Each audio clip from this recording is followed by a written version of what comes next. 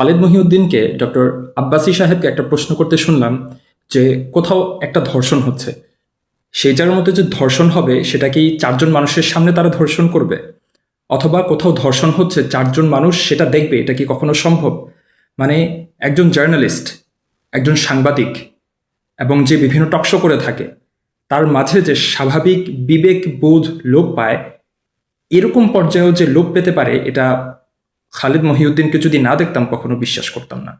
সে বলছে কোথাও ধর্ষণ হচ্ছে আর চারজন মানুষ সেটা দেখবে, চারজন মানুষ সেটা সাক্ষী হবে, এটা কি কখনো সম্ভব? এটা খুব সম্ভব। যেমন দেখা গেল একটা সিনারিও আমরা ক্রিয়েট করতে পারি যে একটা মেয়েকে টেনে হেঁচড়ে একটা ঘরের মধ্যে নিয়ে যাওয়া হয়েছে, তখন দরজা ভেঙে কয়েকজন ঘরের মধ্যে প্রবেশ করে গেল, তখন দেখলো যে ওই জায়গার ভিতরে জোর জবরদস্তি হচ্ছে, সেখানে ধর্ষণ হচ্ছে। তো এখানে তো চারজন ওই ধর্ষণ হতে দেখতে পাবে। ঠিক একইভাবে ডক্টর আব্বাসী সাহেব যেটা বললেন যে জানালা খোলা আছে, চারজন দেখে ফেলেছে, অথবা কোনো একটা মেয়েকে টেনে হেঁচড়ে ঝোপঝাড়ের মধ্যে নিয়ে যাওয়া হলো, সেই জায়গার মধ্যে চারজন পাঁচজন অথবা 10জন গিয়ে সেই জায়গার ভিতরে দেখে ফেললো যে সেখানে জেনা হচ্ছে, সেই জায়গার মধ্যে ধর্ষণ হচ্ছে। তো চারজন সাক্ষী উপস্থিত থাকা এটা অসম্ভব কোনো কাজ নয়, এটা অনেক সম্ভব একটা কাজ। কিন্তু এই শর্তটা প্রয়োজন, এই চারজন সাক্ষী থাকাটা প্রয়োজন জিনার হাদ সাব্যস্ত হওয়ার জন্য। তার মানে এই নয় যে চারজন সাক্ষী যদি পাওয়া না যায় তাহলে যে ধর্ষক আছে তার যে কোনো ধরনের শাস্তি হবে না, বিষয়টা এমন নয়।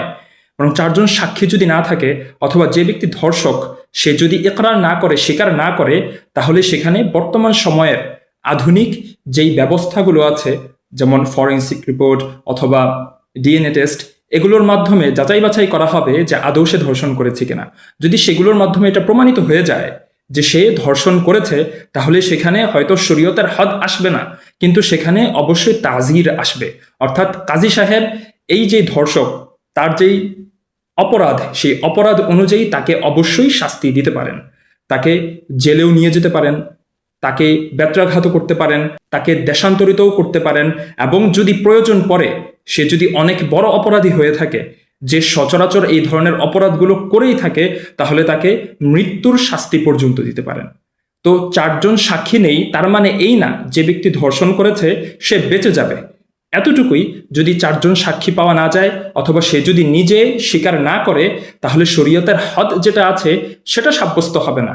কিন্তু অন্যান্য রিপোর্টের মাধ্যমে, যেমন ডিএনএ টেস্ট, ফরেনসিক রিপোর্ট, এগুলোর মাধ্যমে যদি প্রমাণিত হয় যে কোনো একজন অপরাধী, কোনো একজন ব্যক্তি সে ধর্ষণ করেছে, তাহলে কাজী সাহেব অবশ্যই তার অবস্থা বিবেচনা করে তার অবস্থা অনুযায়ী তাকে শাস্তি দিতে পারেন এবং তাকে মৃত্যুদণ্ড পর্যন্ত দিতে পারেন।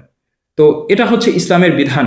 কিন্তু ইসলামের বিধান পরিপূর্ণভাবে না জেনে কিছু অজ্ঞ এবং মূর্খ তারা সবসময় এভাবে লাফালাফি করতে থাকে, এবং তারা এটা বোঝানোর অপচেষ্টা চালাতে থাকে যে শরিয়া আইন এটা মাআযাল্লাহ একটা ভঙ্গুর বিষয়। আসলে শরিয়া আইন ভঙ্গুর না, তোমাদের বিবেক বুদ্ধি ভঙ্গুর হয়ে গিয়েছে। যেই ভঙ্গুর বিবেক বুদ্ধির মাধ্যমে তোমরা এটা বুঝতে পারো না যে শরিয়া কতটুকু কার্যকরী একটা বিধান মানব জাতির জন্য।